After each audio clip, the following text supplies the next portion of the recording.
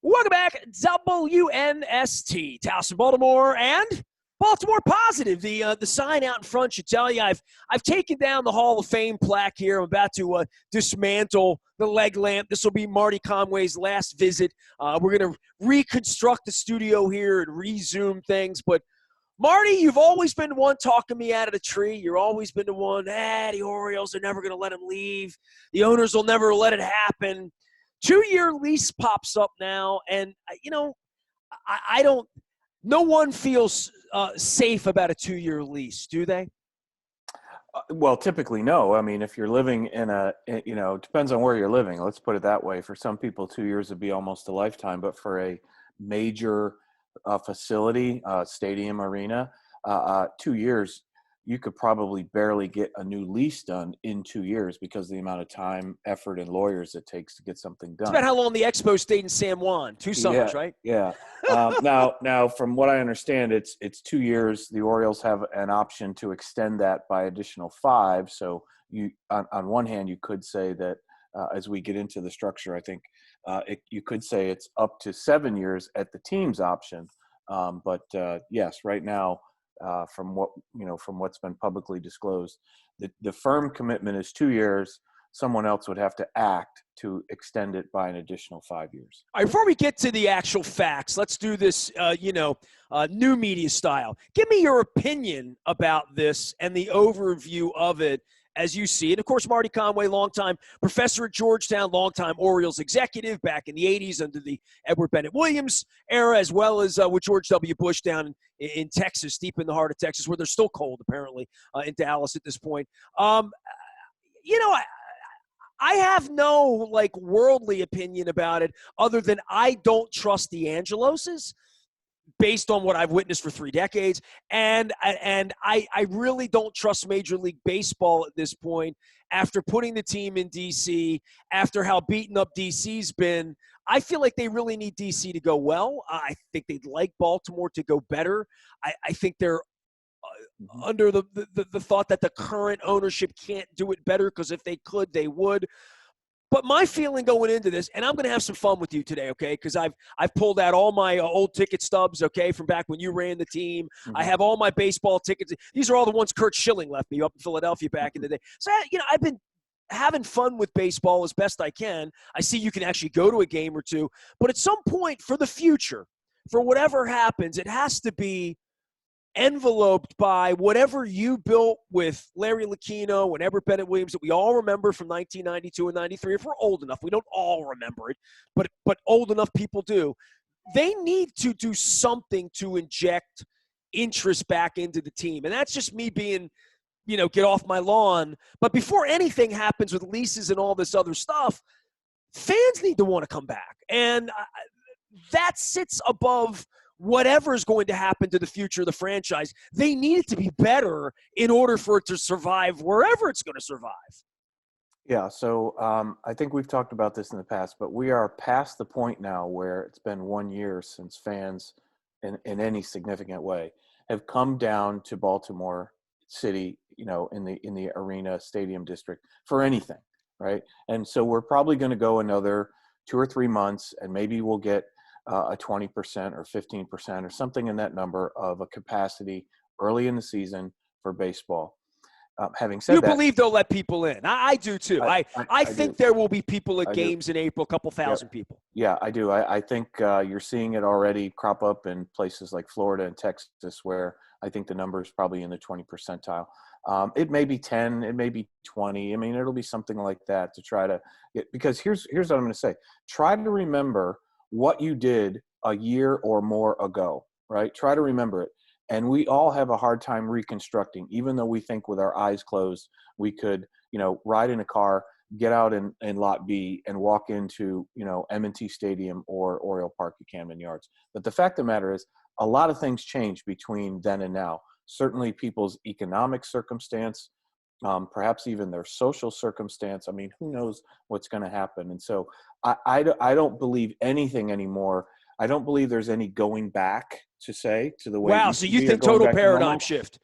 I do. I think in a lot of ways, I think we're getting to, like I said, we're getting to the point where this wasn't temporary. It becomes much more permanent in the way that people spend and behave and make choices. And then the other thing too is there's been a lot of things built up over the last year. People haven't taken vacations. They haven't done some other things that they're now going to take their, unemployment, stimulus, pay, whatever they've got, putting together and saying, this is what we're going to do this year. So I think the competition for that, for that dollar, I think is really difficult. And I think it's more difficult for a baseball team than a football team, because for a football team, as you know, you're going to purchase the rights to 8 games, a couple of preseason games. It's pretty good. It's a couple times a month in the late summer and fall, and that's it.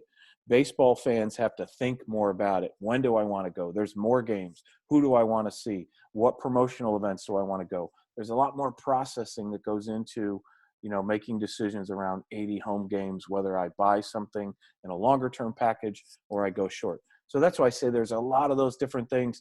They've opened up, that, like I've said before, they've taken that piece of China and smashed it into about 50 or 60 pieces.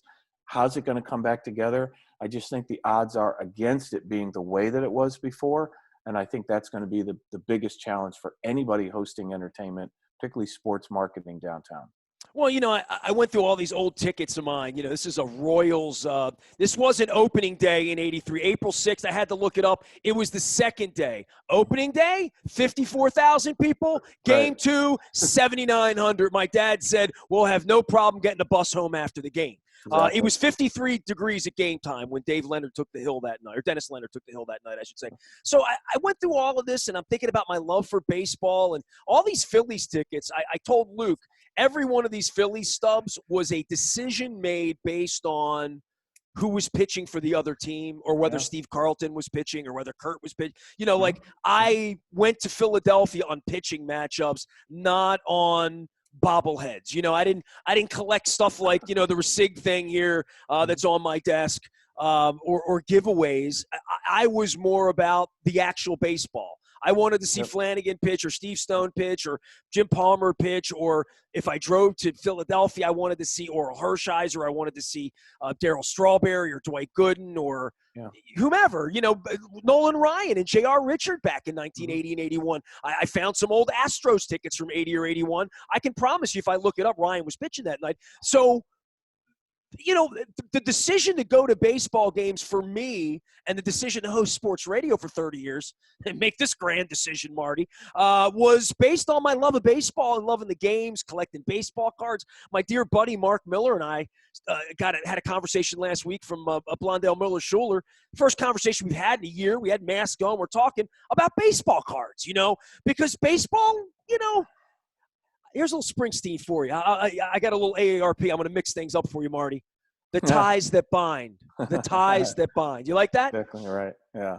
I had a friend who was a big baseball player back in high school. So what you're talking about, there's two things there. What you're talking about is you're a baseball follower. I always had categories for sort of the baseball business. What were those buckets? This is in the 80s or 90s. There were buckets, right? I thought there were fans and I thought there were customers, right? There's a difference. You can be a fan. You can buy some paraphernalia, some merchandise. You can watch it on television, listen to the radio. You're a fan of the team. But the number fan means you know the names of the players and who's pitching and where they are in the standings. Yeah, I think you have an affinity. That's what fan is, right? You have an affinity for the team or for baseball, whatever that is. And so there are a number of ways that you could cash that in. I grew up in a minor league town, so my affinity was to baseball, but I would follow teams from a distance or follow players from a distance. So you sort of have fans, you sort of have customers, but you also have baseball fans and you have baseball followers. And what you just talked about was being a follower of baseball, right? Which is collect the cards, collect the tickets, make a decision to go to a game based on Roger Clemens pitching, Darryl Strawberry. And also knowing Mickey Mantle's statistics. Right, to do that. That's sort of built into it. If you love baseball, part of loving baseball in that way is admiring the history of baseball and collecting bobbleheads and stuff. And then there are people who make a commitment in the community. They're season ticket holders. They buy suites. They buy signs. They feel strongly about the relationship between their business and their commercial enterprise and the team. And in a lot of cases, they get something in return for that. They get some identification. They get some access. They get some other things like that. Is that waning? Well, it hasn't been. Look at it this way: we haven't had a campaign in the area in decades in terms of to actually organize those people. And so I think some have come, many more have left, because while that was going on, the nature of being a quote unquote season ticket holder has changed, and that is people now respond more to these monthly memberships where you make a minimum commitment. Maybe you get a box in the mail. You get It's all really these interesting. different I've things. never even been pitched on that, Marty. You know what I mean? Like I Right. see the people with the silver and the orange and the gold. Yeah. The last couple of years at the stadium, I've seen it. I'm not being a dick. I don't understand it. I mean, I'm like, Yeah. I've never even clicked on the button to Yeah. see what $100 a month. I don't even, Yeah. it's so weird to me, but Right. maybe not. I Yeah. mean, it's a club. It's like a country club for a month, right? Like sort of. Yeah, and increasingly the younger millennial and Gen Z generations, that's what they're more willing to do. They're a little bit commitment phobic, right? So they want to be able to do something that gives them access to allow them to purchase in, and then it's like having a mobile application. It's free, but allows you to upgrade for certain paid components. So they've been living in this ecosystem where they don't really have to make a long-term commitment. They don't have to lay out the money all at once. Their ability is, I pay a certain amount, it gives me this access. If I decide I want to upgrade, or if I want to take all of my $100 and turn it into $2 tickets and take 50 of my friends, or whatever that flexibility is, they want and they expect to get the maximum flexibility. The baseball and the football season ticket and the licenses were completely the opposite. Those were from the 90s and early 2000s, which is, you make a commitment, you make a 20-year commitment, you make a 1-year commitment, and for that you got some sort of return on emotion if you didn't get a return on investment. Well, And and so for the that's club what's flipped. owners, the suite holders, those were usually 10 and 12 year. I mean, those Absolutely. were serious commitments. You couldn't Yeah. get a suite for a Right. year. You had to take it on, Right. right? Right. And so there are those. And then look, in addition, there are supplier relationships. You want to supply the hot dogs, the rolls, the pizza, all those different things. So there's a number of different ways that people can make a connection and make a commitment with their team and with the ownership group or whatever it is. Yes, that dynamic has changed. It's flipped on its head. Some of it, I think, has gone maybe for good. Some of it has just gone dormant. You have some of the issues downtown related to that, game times, all those different things. And so that's why I said, when we turn this back on and we turn it on slowly at 20% and 50% or whatever those numbers are, it's going to be a completely different environment, and it's going to require a whole lot of different tactics. And again, I don't know, because I'm not that connected to what they do on a day-to-day basis, but I suspect they don't know what they don't know at this point, and that's going to make it challenging, because we're going to have to re-educate people sort of into coming downtown, how it feels, where to go. Some places won't be open anymore. All By the those way, different. my cousin came to town this weekend, literally Yeah. stayed where I live, Yeah. right below me. And the first thing I said to him, I'm like, you haven't been here in 2 years. A lot of the places you think you're going to go, he liked to go to James Joyce. I'm like, it's not there. Right. So I had to Yeah. say to him, temper his Yeah. enthusiasm and say, this is what's available, Costas, Right. where he Right. went and got crabs and had it. But, there's certain places that weren't there. I would think that that's going to be the case for Nestor and Marty whenever we Yeah. travel anywhere anymore, right? Like, it's Yeah. not a Baltimore thing. That's going to be an American thing. That Yeah. whatever we found the last time we were in Tampa won't be there the next time we're there. Yeah, those little ant trails that we're all comfortable with when we go downtown, where we park, what we do before, after, et cetera. Some of that's going to be interrupted. The second thing, and I'll let you go on to the next subject here, which is, again, a percentage, and sometimes a significant percentage of the crowd that came to Oriole Park at Camden Yards came from the visiting team. Yankee fans, Philadelphia fans, Cub fans, you name it. I don't think we're going to see that initially. Maybe by summer, late summer, we'll see more of that interstate travel. But I think initially there's going to be a lot of hesitation to do that still, because of all the restrictions and precautions that come with that. So factor in all those things, that the attendance at Camden Yards wasn't just people in and around the Baltimore area, wasn't just people who are baseball fans or baseball followers. Some of those people may choose to go to Washington because they want to see those National League teams. And so, again, all of that dynamic, I think, is up for grabs. And we're going to see, this is going to be sort of the great reordering between the Nationals and the Orioles, because nobody's been able to go to a baseball game for more than a year. Now, when you get the opportunity, where are you going to go? Right? And Where what are are you you going to willing spend to your money? pay, and how much fun is it? Yep. And would you go back? And all of that. Whether you got Yep. Marty Conway is Yep. our guest. He is the good professor at Georgetown. You can follow him on LinkedIn or Twitter. You should follow him everywhere. I'm taking notes here, just like you on my strategic factory paper. I never asked you this, and I don't. And again, some of this, when I start talking about the Orioles, I mean, I almost have to laugh out loud. It's so tragic. It's so terrible, all of it over the last 30 years for what it's done to the city, the hotels, and I go on and on and on. But what have they done well? And what do they need to do well? Baseball aside, I mean, I have that conversation with Moeller, who somehow thinks Mike Elias is the Dick Cass of the team. Apparently, like 80% of the Oriole fan base thinks Mike Elias really runs the franchise, and that it's not like T.J. Brightman and John Angelos in absentee. But the running of the franchise, the blood and guts of decision-making, partnerships, selling tickets. I mean, Marty, you and I have gotten on here for 5 years, and this time of the year, Valentine's time, they don't even have their tickets on sale a lot of the time. So I just in running it well and doing it well, if they recrack the egg and got to do it all over again with a new lease, that's a 15-year lease where they're going to commit $380 million and give them land and let them build a bar. And when I say let them, that doesn't even mean the Angeloses. That might mean the next person John Moak sets up to buy the team or whatever, right? But whatever the Orioles are and whomever owns them at whatever point, and they're playing in Baltimore, I just look at what they have these silver packages, and I'm a guy that lives 2 blocks away that they've chased away. I don't even know how they work. You know what I mean? Like, and I'm on the radio, even though no one listens, believe me. They've just done such a poor job of doing a poor job. They did a poor job of firing Rick Dempsey and Jim Hunter a couple of weeks ago. And Gary Horn, they couldn't even do that right. The television network is poor. The radio network is abhorrent. The attendance is terrible. The product on the field is terrible. The distribution of Masson and the way they stream games to younger people in market, terrible. The media coverage and the illumination on the stars and who their people and their players are, terrible. Recognition, their relief pitchers can walk through Towsontown, White Marsh, wherever, not even get recognized. They really are scorched earth.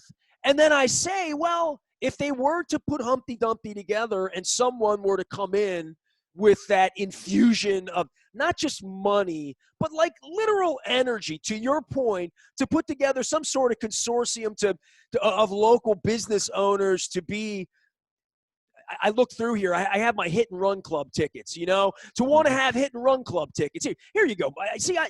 You'll appreciate this more. I got a whole box of tricks here for you today. Remember these? Absolutely. Weren't they great? Huh? Absolutely. Of course. Yeah. There you go. Those are very coveted documents. I won a visit to the hit and run club. The Orioles beat the Red Sox in '79, and Kiko Garcia was the star of the game. And we got to go down to the hit and run club, and I got to shake Kiko Garcia's hand. And, my dad was just worried about missing the last bus back to Highlandtown so we could actually get home, So we had that going on. But, like, the memories of my childhood and in this bag and wondering, like, what it all means at 52 and how it all's coming back. Because, Marty, I want to tell John Angelos, if he's listening, I'm your customer. I'm your fan. I literally, I'm your child. Why have you forsaken me? Why can't you get me back? And that's a question I think I might be asking the rest of my life, to be honest with you. It's possible. Look, those are some fantastic looks back. Look, I think to answer your first question, which is, done well, not done well, et cetera, there's a lot to unpack there, but I can say this, that the one area for certain, because we see most of it, but I also know from anecdotes people have told me privately that privately there's been a lot, and that's been a lot of philanthropy, which is, what the Orioles have done with the Orioles Foundation, I think it's called. They have put the community, they have raised a ton of money into the tens of millions of dollars for the local community through the Orioles franchise. That's one thing that everybody I think would agree on, regardless of how people feel, because whether it's through players, through the University of Maryland, through Johns Hopkins, other things, the combination of the team and its players have probably contributed more to the community in recent times than maybe even back when we were involved in. When it felt the good, amount but of there money, wasn't a whole lot of money there. There right? was The not amount enough of money money, there to run the team back the in the amount of 70s. money. So the amount of philanthropy, that's number one. Number two, The philanthropy went to Reggie Jackson's contract back then. Number two, the private amounts of that, the private amount of giving, from what I understand, covering people's health care when they've been, tragically sick, a lot of different things like that I hear anecdotally from people that don't get talked about. So I think they've put a lot of that. The second thing that I think they've done really well is they've kept the experience affordable. Look, the opportunity was there. I can tell you the difference between going to a game in Washington and going to a game in Baltimore is more expensive in Washington by orders of 2 or 3 times, 2 or 3x. And that, again, that's a function of the market, but it's also a function of ownership's decisions on what to price and how to price. By the way, Marty, I went down to Washington early on with my wife to get a ticket. Uh-huh. And I stood at one of those kiosks that I didn't want to stand at to try to figure out how to get a ticket. Yeah. And I was sort of like sticker shocked. Like the day I went, this is 12, 15 years ago. My wife was still a blonde, but we went down there and I was like, wow, there's no cheap way in. There's no bargain night. You know what I mean? And I'm Dundalk, dude. If you go through my tickets here, every one of them is senior citizen. Every one of them is child. Everyone was $1.50. The only box seat I ever had in my life, and this, I swear to God, because you don't forget when you're 8 years old and sit in a box seat, right? My uncle worked at Chesapeake Cadillac. I got the ticket stub here, 1975. I got stung by a bee that day, so it sort of wrecked my experience. But this was that's BB5, right? Bob Brooks was playing third base. Billy Hunter was there. And so you can see he had 4 tickets. And the other stub is my dad. And my dad worked at the Point at Bethlehem Steel. When he went out, he got the $1.50 ticket, if you look here. And it's Section 6, but it was upper deck Section 6. And it says here, right here, I love this part. It says chair back seat right on the ticket. You need to have your chair back in the upper 6. So $1.50 and $5 back in 1975 to see the birds. Yeah. So the affordability thing has been again, it's a commitment that ownership can make, which is we can, we've got to get more profit, whatever. Now, as we'll get into later, I think the presence of Masson had a huge influence on that, because at that point they could afford to keep the games affordable, so to speak. So look, I think there's a lot of things, or there's some other things like that where I think they have done the franchise right and been a steward in a good way for the community, for fans, et cetera, providing access. I think as we transition to the lease in a few minutes, back in 2012, the decisions that were made in terms of improvements for the stadium, if you look at that center field roof deck, if you look at some of the other things, those were true improvements for fans to experience the game in a different way. The statues out in left center field, different things like that, decisions that have been made along the way. I honestly think they deserve. And by the way, I would agree with that. I'm having Janet Marie on, so I want to jump in on that. Some of the structural things that have been done have been wonderful, and some of the limitations when you and Janet Marie and a bunch of people built it, not realizing alcoves would become, the old Comiskey Park would become like, a little more remote. But there's no. It was built for 1940s and 50s taste to some degree. That was part of the charm of it, right? Literally. That's right. It was a ballpark with the modern amenities that kind of looked and felt more like the traditional ballpark experience.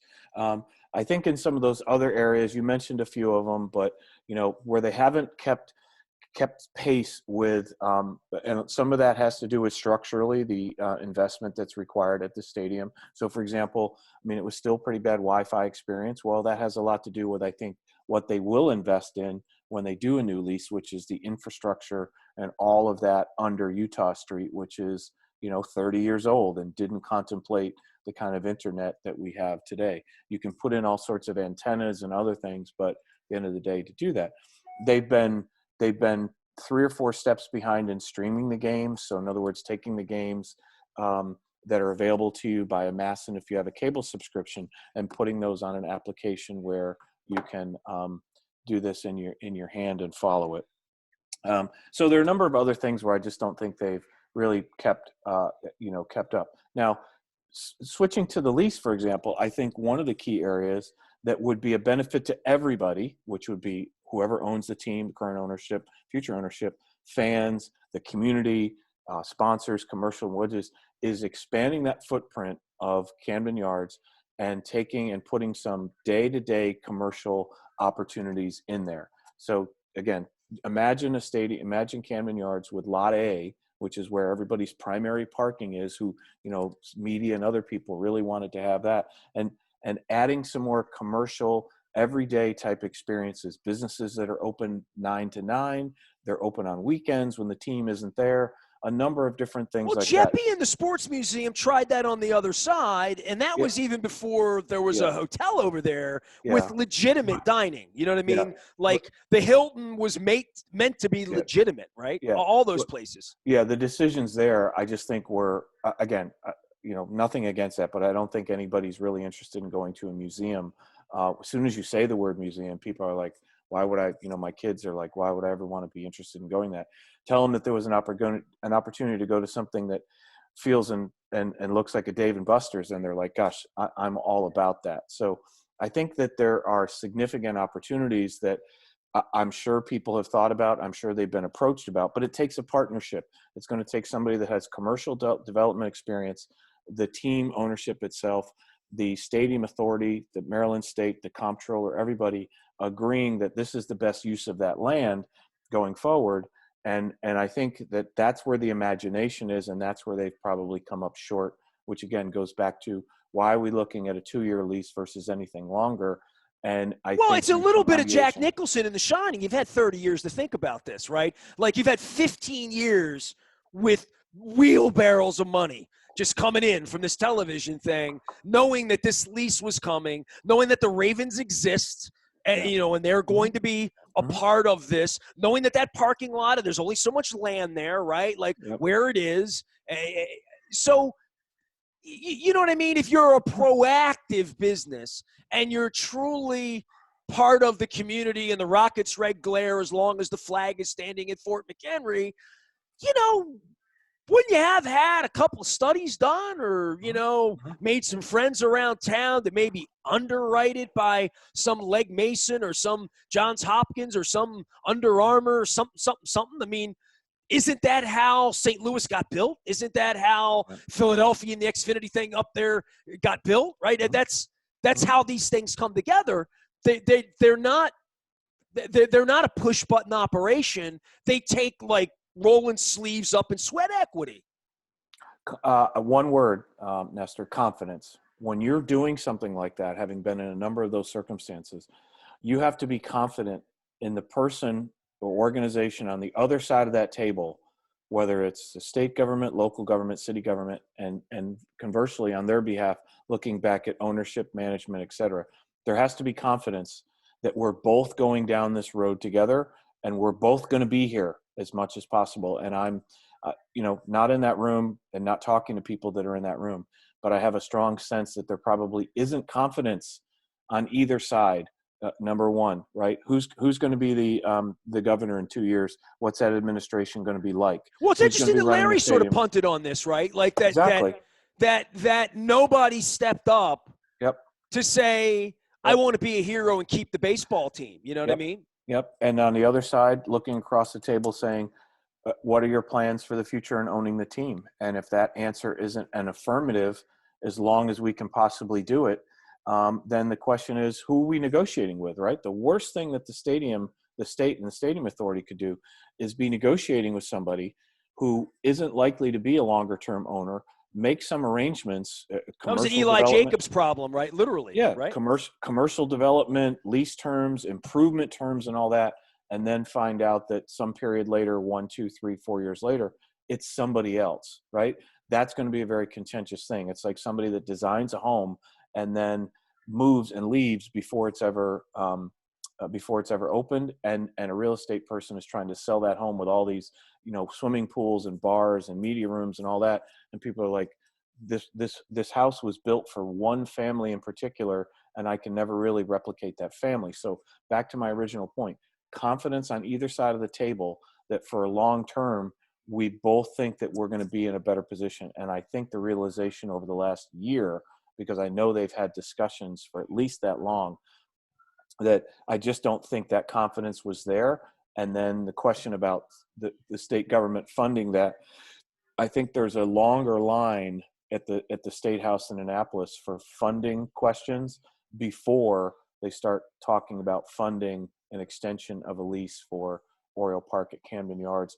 And obviously, conversely, the football stadium as well, because when you go back and look at it, it was about $250 million between, and Janet Marie can give you more detail on this, which is the actual construction of the stadium itself was just over $100 million. But the land acquisition itself was another $100 million, and that includes the football stadium. Well, so they took that $250 or so million that it cost to build and acquire the land, financed that with bonds that paid out over 30 years. So that ended up being about a $450 million investment from the state, city, et cetera. Those bonds, as I understand, in 2019 were paid off. I think they were paid off at least a year early. So there's no debt running on the stadium. So their ability to go in and refinance that, just like you would refinance your property, I don't think they're going to have any trouble getting that done. The question are going to be, what are the terms and how much? And then mostly, where's that money going to go? If they're going to generate another $150 million or so for improvements, where's that money going to go? That has to be agreed. That's money coming from the state and the taxpayers and bondholders to the team. That becomes another negotiation on what are these improvements going to be. Man, this is thick. Marty Conway is here. We're talking about the future of the Orioles, which is pretty friggin' important around here, I would say. They've chased me out of the sports business by becoming irrelevant at this point. Now we're trying to make sure that they actually physically stay here in some working order. The notion that Hogan punted, that the Angelos boys don't have their act together, Mama, Pops, wherever he is. I mean, that there is no information available. I mean, Major League Baseball was struggling for information. So you mentioned the confidence and all of that. I look at it and say the most important thing here isn't the money. It's not even the what. It's not whether they're going to build a bar or a garage or a Dave and Buster's, whatever they're going to build. For me, it's who. Who is going to design it? Who is going to approve it? Who is going to come up with an idea that's going to work? So, I keep coming back to that, Marty. They can spend $1 billion. They did that on the casino 50 feet away. Is that working? You know what I mean? I got a harbor out here, in front of my place.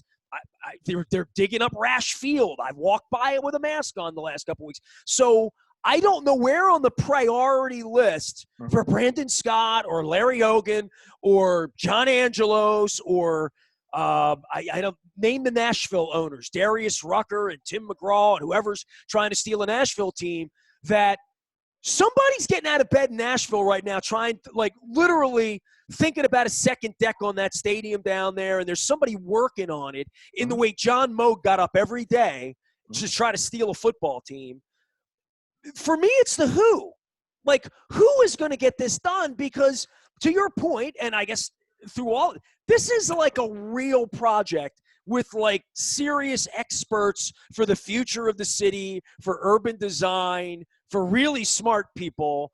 And it's not something you just put together in 90 days and flip it up, and by 23 we've got something here.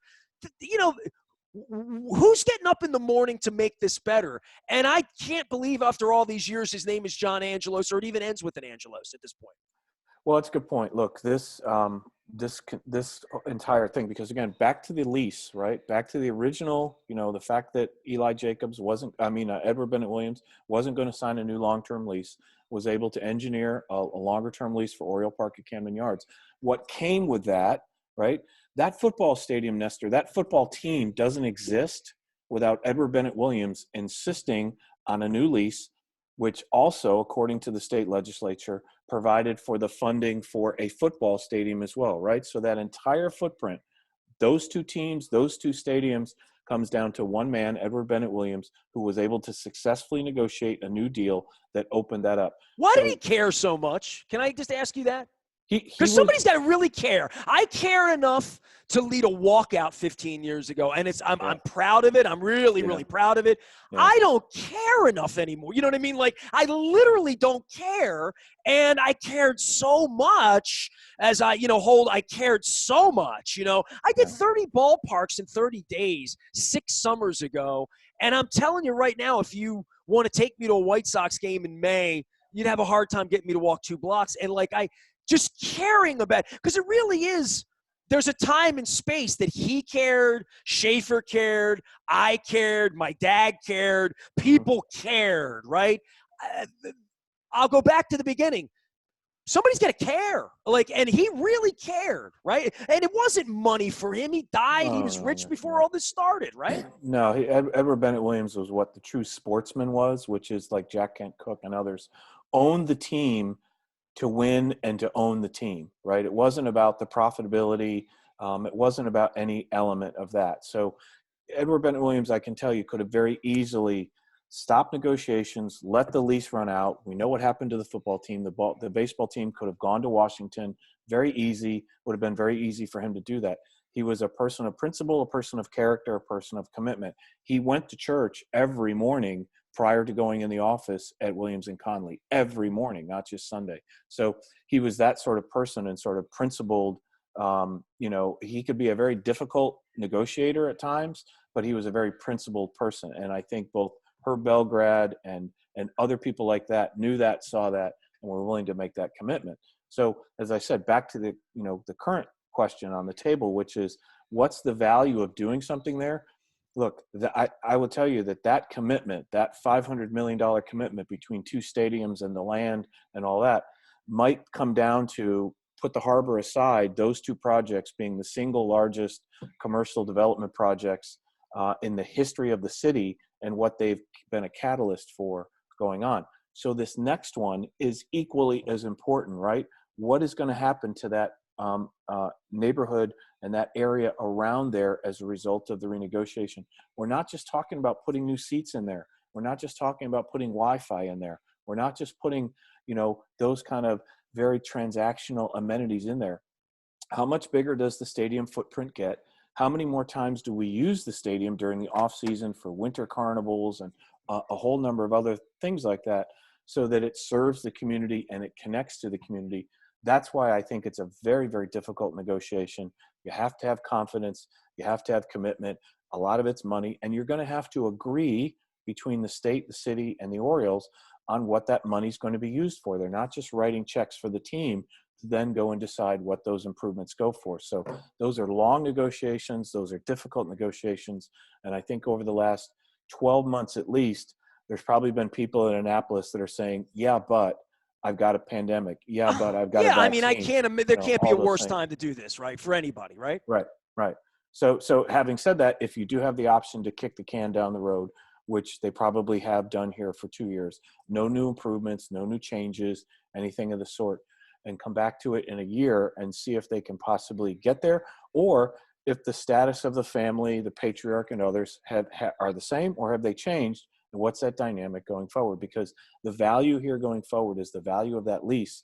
It certainly is valuable to the current ownership, but it's super valuable to a new ownership if they came in and inherited something short term and were able to be on that side, on the other side of the city and the state, negotiating the improvements that new ownership and family wants to make, and maybe even is willing to commit their own capital to it as well. So hard to tell what the future looks like. Well, and that you'd be believing in Baltimore, to buy the Baltimore Orioles and to go into business with Brandon Scott and Larry Hogan and whomever in the future and wherever it is, and into business with the Yankees and the Red Sox coming to town, all of that, to think about that. But Marty, and the parting shot for you on this, and I'll move to Springsteen real quick, and it keeps going back to who, right? That whoever owns the Orioles is running the Orioles right now, whether that's Peter, Mama, John, Lewis, whatever it is, there has to be in some way, and I don't know, I've never talked to these cats. I don't know if they're inspired at all. It doesn't appear to be so.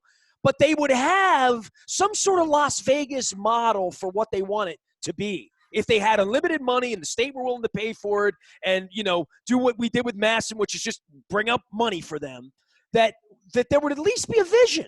I don't even know what that is, Marty. You keep talking about parking lot A like you know something I don't know, but we only know what we see in Philadelphia and Boston and St. Louis and in other places. But what is the grand idea? You know what I mean? The last grand idea was that casino that nobody goes to down the street. Like, I just would like to – what is the grand idea for the Inner Harbor as a local thing that needs to have local things happening? This was one of the things about running for mayor, but you'd at least like to think someone who owns the Orioles that can really benefit would at least say, here's what I want. I want the Taj Mahal.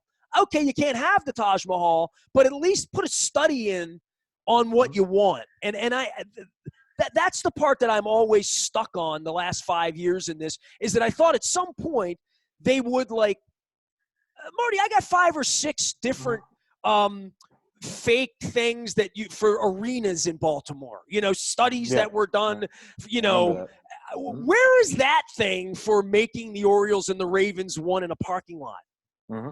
No, I think you're right. That's what the community deserves. Look, the state and the city are not going to commit to that investment to float the bonds that pay for anything until they are confident that there's all sorts of different elements that the community benefits, not just for every dollar, but there's a sort of a multiplier effect to do that. And look, I think you're right. And at this point, I could easily come up with a strategy that looks like, and I think John Angelos probably would do this as well, which is that looks at what does it look like on Broadway in Nashville, right? And recreate that with music and entertainment. I don't know what people's visions are in that regard, but that's ultimately what it's going to come down to, which is Cincinnati did that, right? And the second part of that is that's going to take partnerships. Look, commercial development, real estate development takes partnerships. It takes somebody that's been in that business, subcontractors, all sorts of things.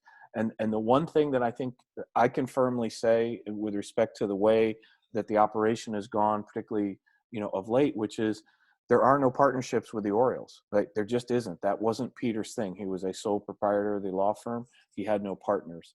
And so there's not a lot of grand commercial partnerships, sponsorships, other things that are connected to the team. That's an area that they haven't done as well as previous administrations have done. And you're not going to do anything as grand as the remake of Oriole Park at Camden Yards without significant amounts of capital coming in. And that capital comes in with a partnership. And maybe, Nestor, it comes in with a part ownership of the team, right?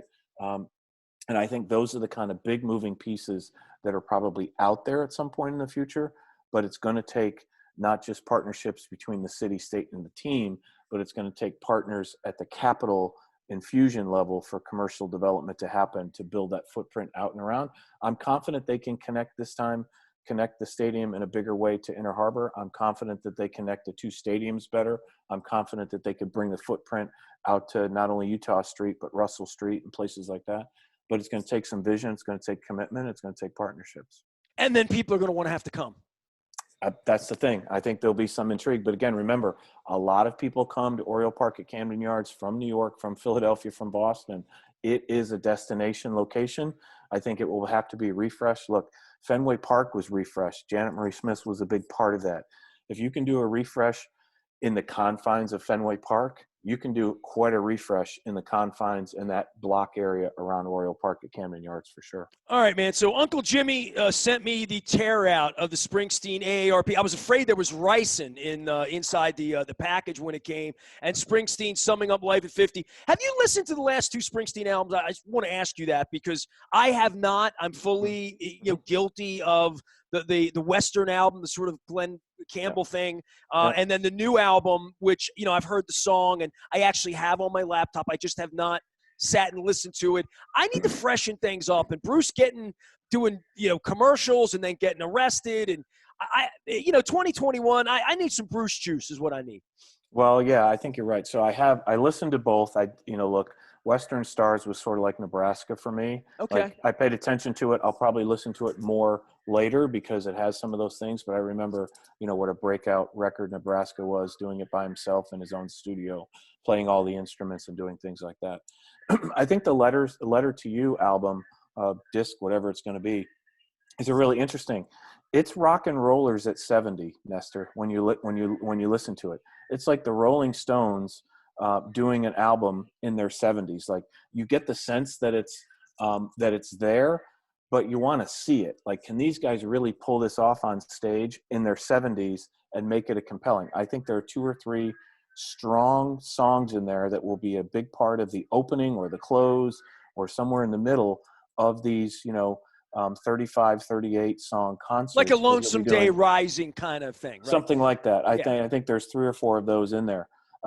But I think the big question is, when is that going to happen? I mean, I honestly, at this point, knowing how far people outbook stadiums, arenas, and facilities, they would have to be booking 2022 now, because imagine he's going to do a Prince tour, man. He's just going to be like, we're coming to Louisville next Friday. Get it ready. and quite honestly, this could be it, right? Like these guys are in their 70s. The next tour that they make probably will be their last. And I think you're right. I think they could show up at some smaller arenas. They could do some different things. But if you're talking about taking a show like his on the road for 2 years, which is a lot of times what their tour is, I mean, he wants to go back to Australia. I'm sure he wants to go to the Scandinavian countries, places that only he seems to go, along with the Rolling Stones and a few other U2's major rock bands, to do that. So that's the kind of commitment. So I think that's what's happening. Look, and I also think the Jeep ad was just a big mistake. I think I don't really understand at age 70 what was so compelling to finally get involved in commercial endorsement, right? Every time I saw him in a live event, he would deride sometimes. I saw him at the Staples Center and he would say, "Who's Mr. Staples anyhow? Do they honor him?" Like, he was very much against I think the he got commercial somebody to naming. finance his message. You know what I mean? Like, I think that felt very much like his poetry, and he got somebody to pay $6 million for him to go do it. Yeah, I know he's got partnerships. If you want to see something interesting, Apple TV Plus has the Letter to You sort of documentary. I haven't watched that yet. I really need. It's very good. I don't like television so much, and I hate movies, right? And there are no sports, and I'm done with Ted Leonsis. I'm just done, for a million reasons. But so I told you I'm looking for some new. Mm-hmm. Something new, Yeah. a little something, and it's sitting right in front of me, right? I mean, I should have been listening to this all along, but I'm saving it. I feel like I'm saving it the way you save Nebraska, for crying out loud, Yeah. So if you go on and you watch Letter to You, he has a partnership with his basic filmmaker. I don't remember his name now, Danny something, but the cinematography. Danny Clinch, right? Isn't it the photographer? I think so. Yeah. The cinematography that he wants to make. And again, I think that's literally what the Jeep ad was. It was some cinematography that, from what I read in, I think it was Vanity Fair or Variety, this agency has been constantly contacting his Mike Landau, his manager, every year for the last Super Bowl time for the last 20 some years, pitching ideas. Would he do this? Would he do that? He's turned them all down. And I suspect that the project that he created around the Letter to You album, he saw that as a way, here's where I think I can take this and I can put it into a commercial announcement. Because at the end of the day, it wasn't going to sell one more Jeep. It was a statement commercial. It wasn't about, 1% financing or anything like that. There wasn't anything connected to it. I think he had a sort of artistic control over it. So, but that was his shot. And I think, look, if it's true, going back to November when this DUI arrest occurred, the folks who did the due diligence on the commercial didn't know what had happened here, and he didn't reveal it to them.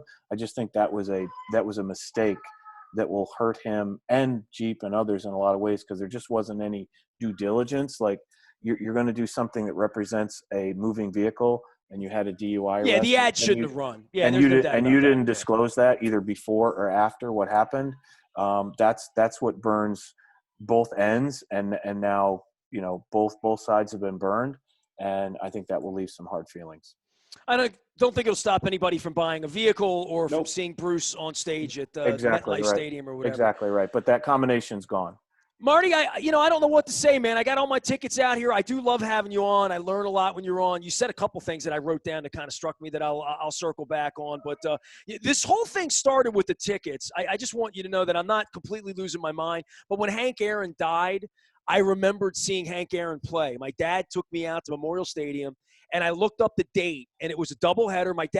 We picked the doubleheader because my dad knew Aaron would play. Because he was a DH at that point in his life. My dad said, we go out, you have 2 games, he will get an at-bat. He wound up, hitting a single.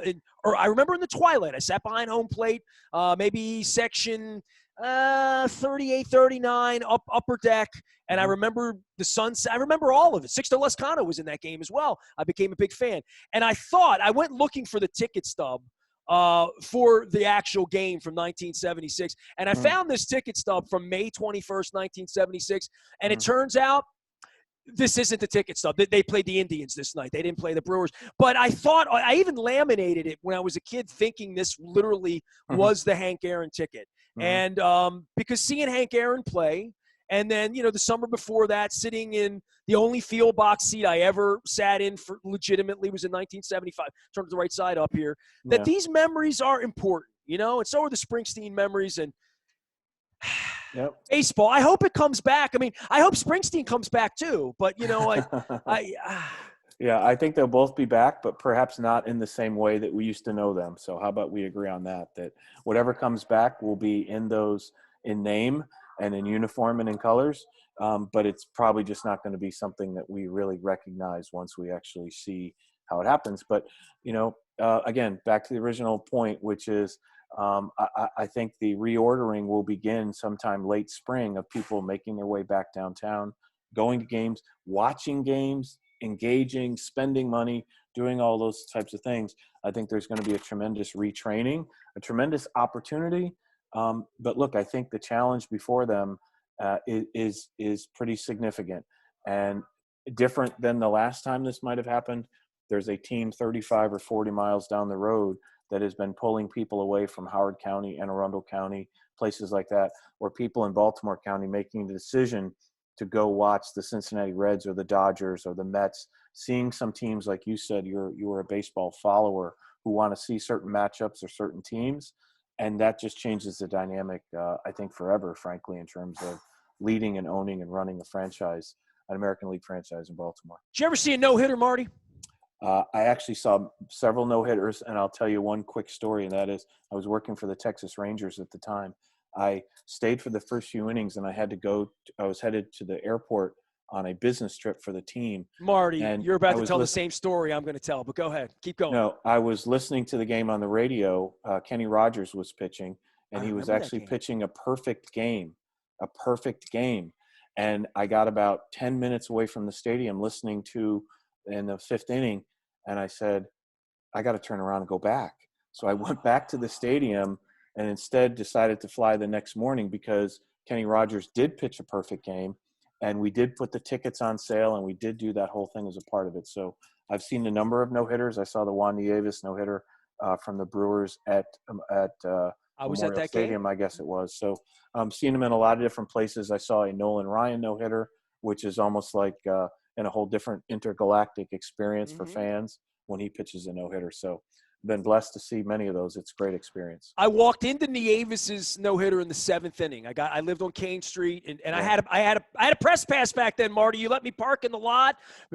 Brown met me at the front door. It was wonderful. Helen Conklin, the whole deal.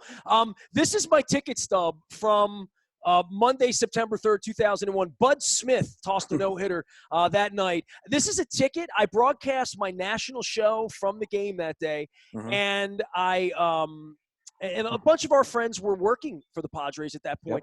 I actually left the game in the 3rd inning to fly home because I got a better connection to get home at 7 a.m. instead of 9 a.m. going through Chicago. And I walked out of this no-hitter. So I was not there at the end. So I walked – I have a ticket. I have a press pass from that game. And I got on the plane in L.A., and I slept the whole way back. And I woke up at BWI in the United Terminal. Remember little A terminal back in the day? And I walked out onto the park and go, and there's the USA Today sitting on the park and go. And up in the corner it says, Smith tosses no-hitter in San Diego. And I'm like, oh, no. Yeah. Oh, no. Yeah. So I've never really seen a no-hitter, Marty. I'm like, I walked out of this one and I walked into the Nieves one. But and Springsteen was playing at the Meadowlands the night that David Cohn threw the perfect game. And Really? Scotty P and I he took the day off. It was an afternoon game. We were going to go to Yankee Stadium and go see Bruce. Day before, I can't do it. So I not only missed Springsteen doing Sandy that night, I missed another no-hitter in a perfect game at Yankee Stadium. And I don't go to baseball games anymore, so it may never happen. So I don't know. I wish I was at the Nolan Ryan one. No, it's a special event. Miss you. Marty Conway, I've kept him too long. He's never going to come back again unless I bring Springsteen or Nils Lofgren back on the program. Find us at Baltimore Positive. We are WNST.net, AM 1570, Towson, Baltimore, and we never stop talking Springsteen and baseball and stuff.